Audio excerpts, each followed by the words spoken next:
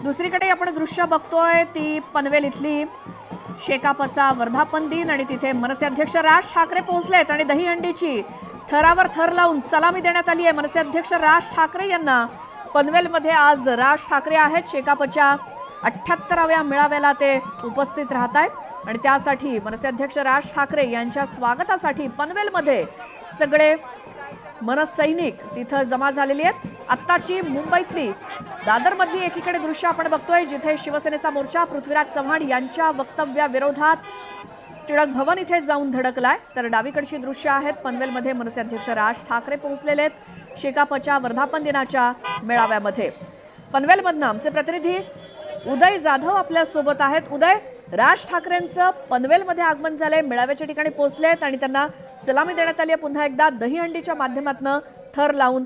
काय एकूणच माहिती तिकडची? आपण इथे दृश्य पाहतो आहे मनसे अध्यक्ष राज ठाकरे हे पनवेल येथील शेतकरी कामगार पक्षाच्या वर्धापन दिनाच्या मेळाव्याला उपस्थित झालेले आहे। त्यांच्या आगमनाच्या वेळेला शेतकरी कामगार पक्षाच्या कार्यकर्त्यांनी त्यांचं जल्लोषात स्वागत केलेलं आहे। स्थानिक तिथले जे रहिवासी तरुण मंडळ आहेत त्यांनी एक गोविंदा पथक आहे त्यांनी दहीहंडी करत राज ठाकरे यांचं स्वागत केलेलं आहे। समोर आपण दृश्य पाहतोय स्टेजच्या मागे राज ठाकरे यांच्या ताफा जो आहे कारचा तो इथे आलेला आहे आणि माहिती मिळते त्यानुसार राज ठाकरे स्टेजवरती जाणार आहेत आणि इथे भाषणाला उभे राहणार आहेत। त्यांचं भाषण पुढच्या काही वेळात सुरू होणार माहिती मिळते आहे। राज ठाकरे यांचं शेतकरी कामगार पक्षाच्या मेळाव्याचं आगमन झालेलं आपण पाहतोय।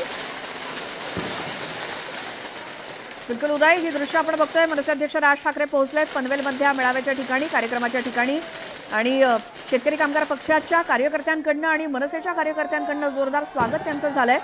फटाक्यांची आतषबाजी आणि तिथं दहीहंडीचे थर लावून राज ठाकरेंचं अगदी दणदणीत स्वागत झालंय आणि ते आता मेळाव्याच्या ठिकाणी पोहोचतायत। ऑलरेडी बाकी सगळे दिग्गज या मेळाव्याच्या ठिकाणी पोहोचलेले आहेत, स्टेजवरती आहेत आणि प्रतीक्षा होती ती मनसे अध्यक्ष राज ठाकरे यांची।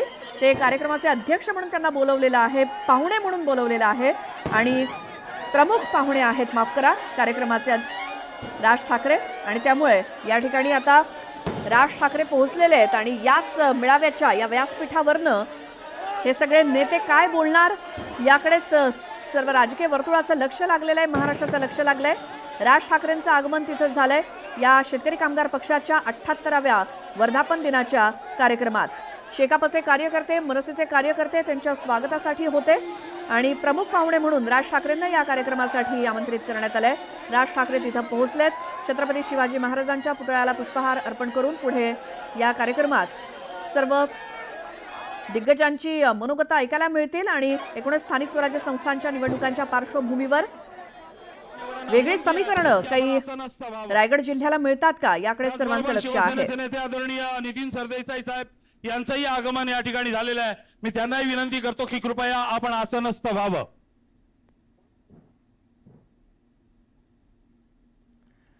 शिवसेना उद्धव बाळासाहेब ठाकरे पक्षाचे खासदार संजय राऊत हे देखील या कार्यक्रमासाठी निमंत्रित आहेत।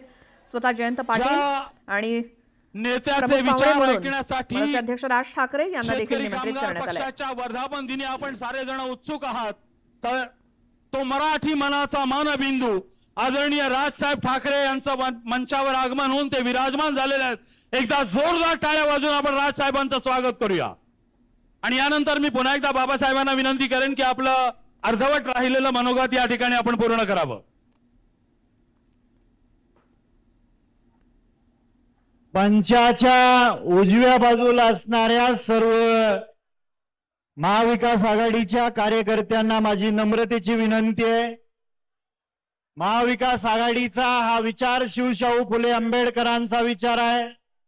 कुणी या ठिकाणी गोंधळ करू नये, शांततेत हा वर्धापन दिनाचा सोहळा आपल्याला पार पाडायचा आहे। राज ठाकरे साहेबांचं आपल्याला भाषण ऐकायचं आहे। ज्यांना जागा नाही त्यांनी इथं समोर बसून घ्या, समोर बसून घ्या, इथं चला समोर बसून घ्या।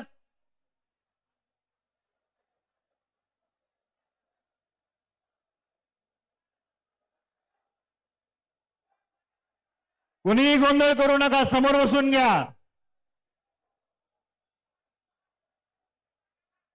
शेतकरी कामगार पक्षाचा पाठीमागचे कार्यकर्ते आवाज येत नाही, हात वरती दिसत नाही.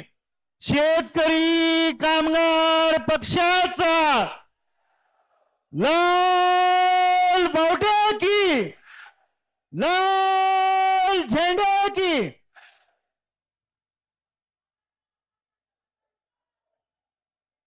मी मगाशी आपल्याला सांगत होतो की ज्या ज्या तरुणांना वाटतंय की आपल्याला ग्रामपंचायतीमध्ये सदस्य व्हायचं आहे, ज्या कार्यकर्त्याला वाटतंय आपल्याला ग्रामपंचायतीचा सरपंच व्हायचा आहे, पंचायत समितीचा सदस्य व्हायचा आहे, जिल्हा परिषदचा सदस्य व्हायचा आहे, महानगरपालिकेमध्ये नगरपालिकेचा नगरसेवक व्हायचा आहे.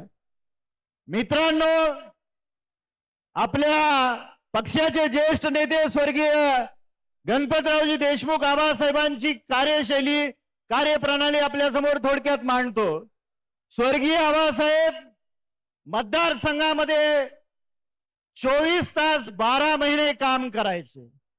कायम त्यांच्या डोक्यामध्ये मतदारसंघातला गोरगरीब जनता, तळागाळातला शेतकरी, कष्टकरी, वंचित वर्ग असायचा आणि त्यांच्या छोट्या मोठ्या अडचणी सोडवण्यासाठी आबासाहेब कष्ट घ्यायचे. आज बऱ्याच तरुणांची अशी व्यथा आहे की या राज्यामध्ये पक्षाचा प्रमुख नेता कोण आपल्या मतदारसंघामध्ये येत नाही, आपल्या गावामध्ये येऊन आपल्याला वेळ देत नाही. मित्रांनो, दुसऱ्यावर अवलंबून राहू नका. तुम्हाला स्वतःचं नेतृत्व सिद्ध करायचं असेल तर निश्चितपणे ज्या गावामध्ये, ज्या पंचायत समितीत, ज्या जिल्हा परिषदेमध्ये आपल्याला निवडून यायचं आहे त्या ठिकाणी आपण तिथल्या गोरगरीब जनतेची अडीअडचणी सोडवण्यासाठी कष्ट घेणं गरजेचं आहे. ज्या मतदारावरती, तिथल्या कार्यकर्त्यांवरती कशा पद्धतीनं प्रेम असावं याचं उदाहरण देतो. 2 महिन्यापूर्वी आमचे खरेदी विक्री संघाचे व्हाईस चेअरमन सेवानिवृत्त झाले आणि त्यांना वाटायचं की आपल्या पक्षाचा आमदार आहे. त्यांनी 2 महिने त्यांचा सेवापूर्तीचा कार्यक्रम उशिरा घेतला आणि उशिरा घेत असताना माझी आजची वेळ त्यांना देण्यात आली. मला 2 दिवसापूर्वी समजलं की मी आजची वेळ, वर्धापन दिनाच्या दिवशीची वेळ त्यांना त्या कार्यक्रमाला दिलेली आहे. काल डावीकडे तर उजवीकडची दृश्य आहेत. नागपुरात दिव्या देशमुखचा सरकारकडनं भव्य असा नागरिक सत्कार केला जातोय. मुख्यमंत्री यांच्या उपस्थितीमध्ये सर्व इतर मंत्रीगण आहेत. दिव्या देशमुख ही महिला ग्रँड मास्टर आणि बुद्धिबळ स्पर्धेत तिनं मिळवलेलं यश आंतरराष्ट्रीय पातळीवरती आणि ती विश्वविजेता अशा दिव्या देशमुखचा सत्कार हा महाराष्ट्र सरकारकडनं नागपुरामध्ये आयोजित करण्यात आलाय. मुख्यमंत्री देवेंद्र फडणवीस यांच्या उपस्थितीमध्ये ग्रँड मास्टर दिव्या देशमुख हिला सरकारकडनं सन्मानित केलं जातंय. त्याची दृश्य आपण थेट नागपुरातनं एकीकडे बघतोय. खूप खूप धन्यवाद सर.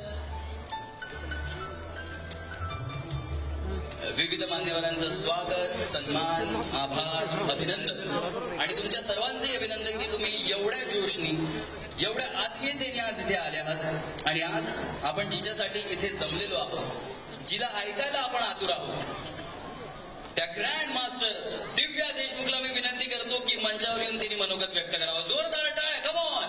दिव्या दिव्या दिव्या दिव्या दिव्या दिव्या.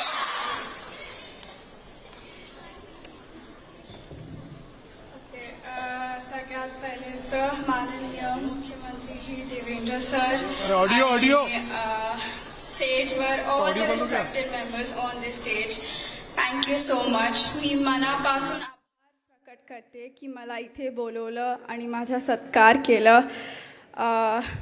असे मोमेंट्स लाईफमध्ये ऑलमोस्ट खूप कमी येतात आणि हे माझ्यासाठी खूप जास्त स्पेशल मोमेंट आहे. मी पाहते इतके सगळे मुलं आहे इकडे आणि I am so happy that I could be at least a little bit part of their motivation, their inspiration. तर मला खूप छान वाटत आहे.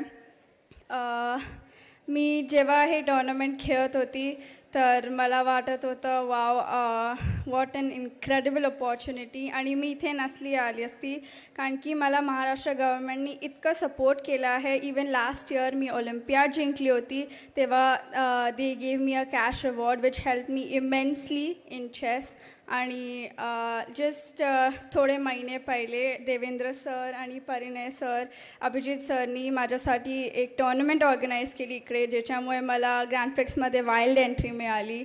आणि त्याच्यामुळे मला इतकं हेल्प झाली आहे. So I am eternally grateful to Maharashtra and Maharashtrian government, Maharashtrian people. आणि मला इतकं सगळं प्यार दिलं सगळ्यांनी. मला खूप छान वाटत आहे. Thank you so much. खूप खूप धन्यवाद दिव्या. तुला ऐकायला, तुझा सन्मान करायला एवढे सगळे लोक उपस्थित आहेत. नागपूर शहराला काय म्हणशील? नागपूर शहरासाठी काय बोलशील?